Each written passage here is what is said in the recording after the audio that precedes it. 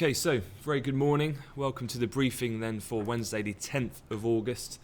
I thought I'd start off by just taking a look at the market movement from yesterday, because we saw a considerable move higher in European stock futures. The dollar as well got hit. You can see here I'm sharing a dollar index chart. So on the left hand side was the dollar strength that we had on that stellar non-farm payrolls report we had on Friday. The dollar surged higher, and then we've pretty much now recouped that entire move with the sell-off that we saw from yesterday afternoon. This kind of came after the non-farm productivity number, and then we've had a secondary sell-off overnight in Asia, which has helped elevate both major pairs, hence your euro-dollar cable trading up around roughly 35 pips as I'm speaking at the moment. Looking at that translated then into your euro-dollar chart, much like the DAX performance yesterday, continued gains that were seen overnight and yesterday in euro dollar. Not so much euro strength, more than a case of dollar weakness.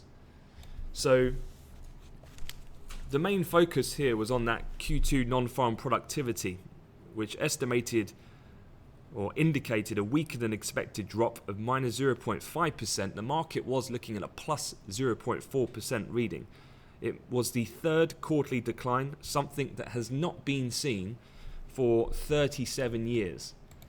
For those not familiar with non-farm productivity and what that is, it basically measures the output produced for each hour of labour worked.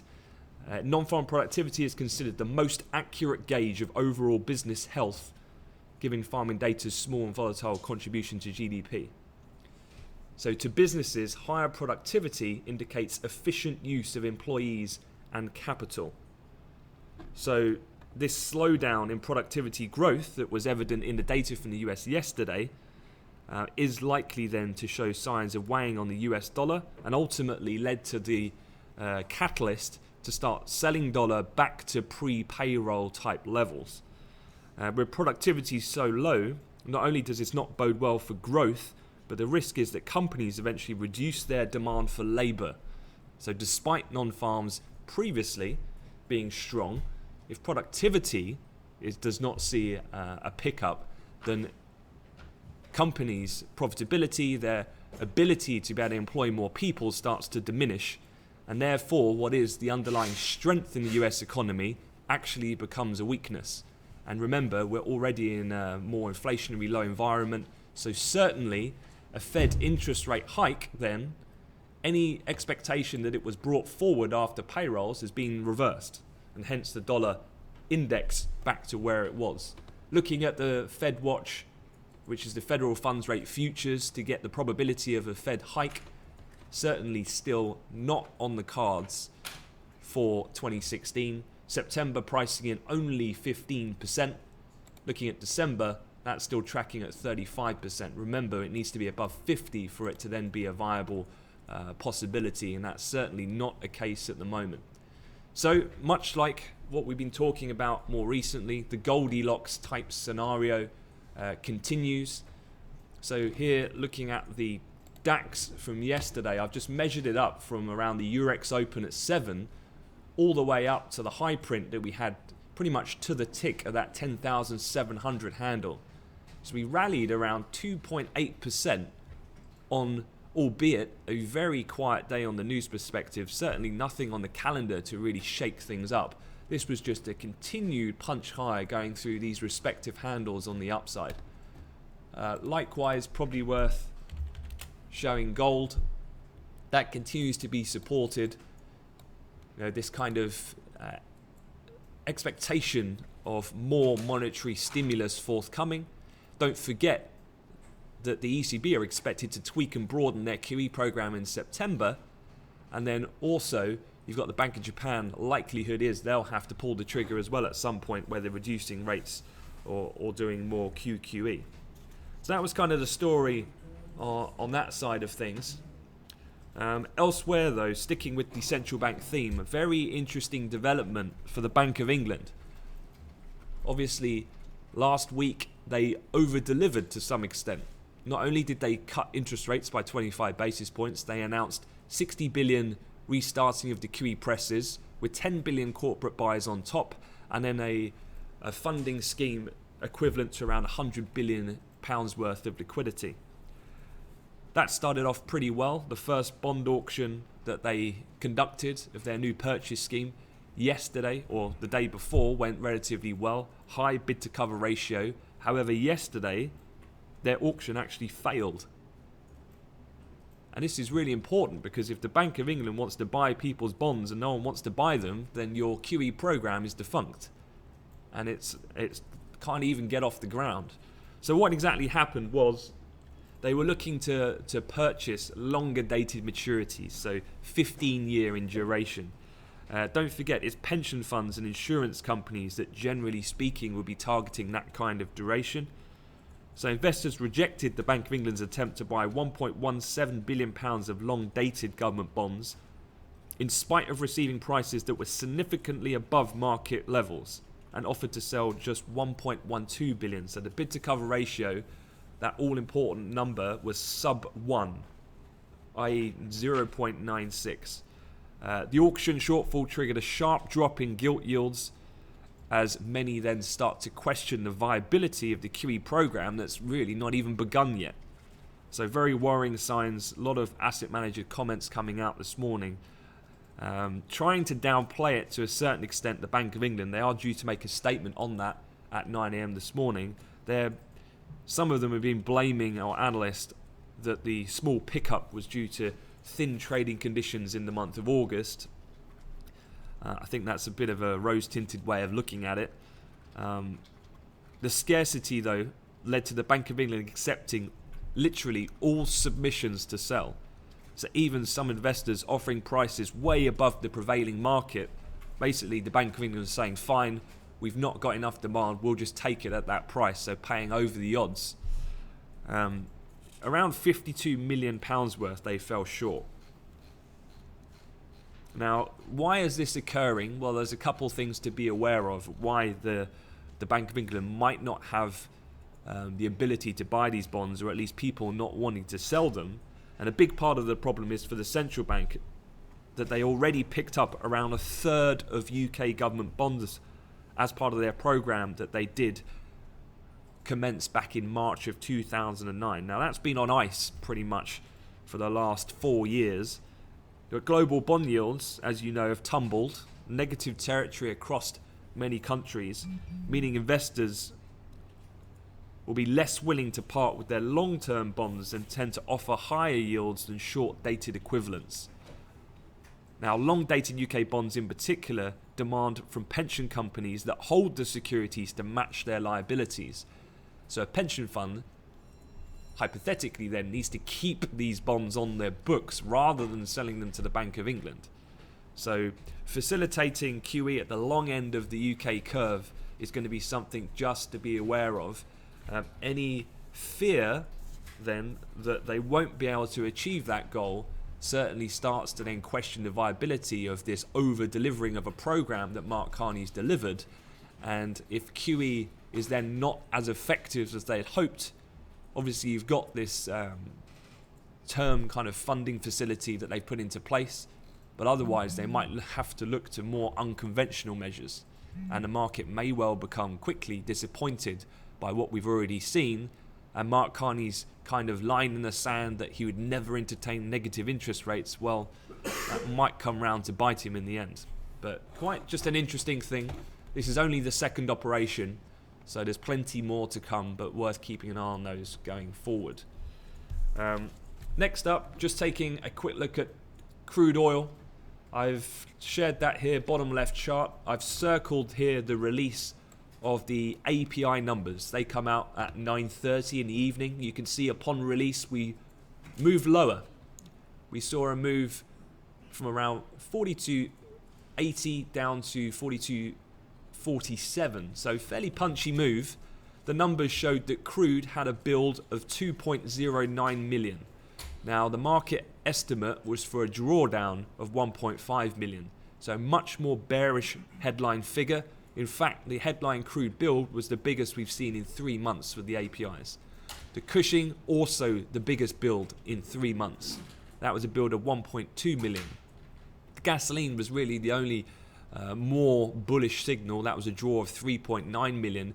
But the market here, you can see the blip lower was on the fact that the crude and the Cushing figures were very bearish. Cushing somewhat countered that. We leveled off overnight in Asia, and we've recommenced the selling this morning, having broken out of that range that kind of held up the price action yesterday. That was around that 42.50. Had the test when Europe came in. We retested that in the evening, shortly before the NYMEX pit close. Bounced off that after the API release, but it's broken this morning, and that's exacerbated some of the downside pressure. Now, there is an oil story as well to be aware of that's come out overnight. You'll see on your calendars, we'll get the OPEC monthly oil market report just before midday today. However, as per usual OPEC style, it's been leaked already to the press.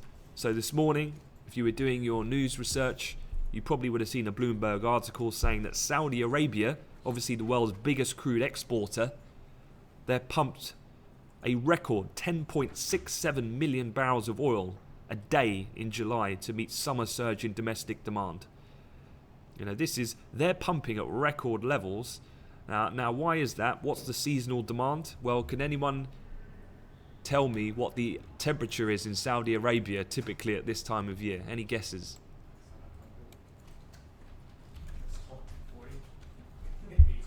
Yeah, it's hot. It's damn hot. It's about 40 plus degrees at the moment in Saudi Arabia. That's your average day. That's not even hot in their terms. That's just average. So what does that mean?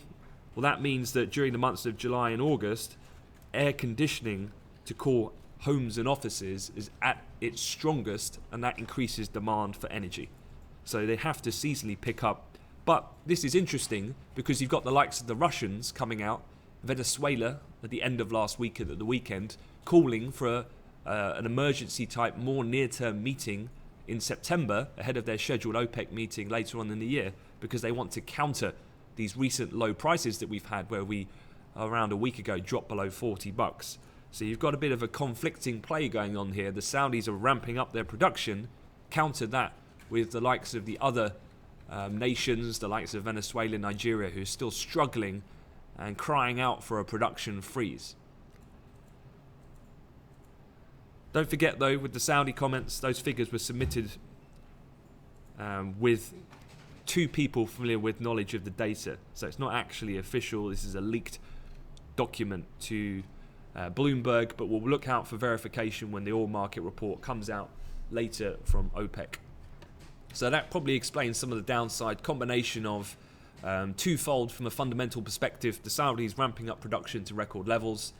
You've had the APIs showing a bearish picture for prices from a crude and Cushing point of view, and then technically you've broken that support level from yesterday, so hence a bit of downside being seen. The DAX, though, for the moment remaining fairly resilient. My only concerns here are exhaustion on the size of a move of that sort of aggressiveness from yesterday on very little really new news. The only thing I would say about shorting the equity market at the moment is, if you are going to do that, I would be more comfortable with holding positions over a lot shorter time period, because ultimately the prevailing trend is higher on this continued kind of Goldilocks theme. So something to keep in mind with the S&P. Just taking a quick look at the S&P. Yesterday, after the open on Wall Street, we pushed higher again before then we saw a bit of a collapse as we went into kind of the final hours before the close on Wall Street, before we recovered. Okay, quick look ahead on the schedule.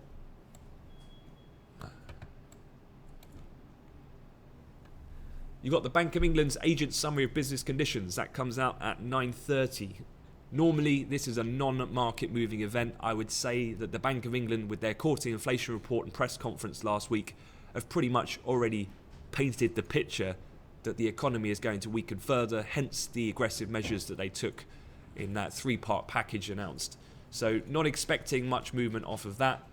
just so you're aware, the agent summary of business conditions, essentially the Bank of England has representatives and they conduct surveys over each regional part of the country to measure things like employment, manufacturing and so on. It's like the UK's version of the Fed's beige book, so to speak, so not too much of a market event.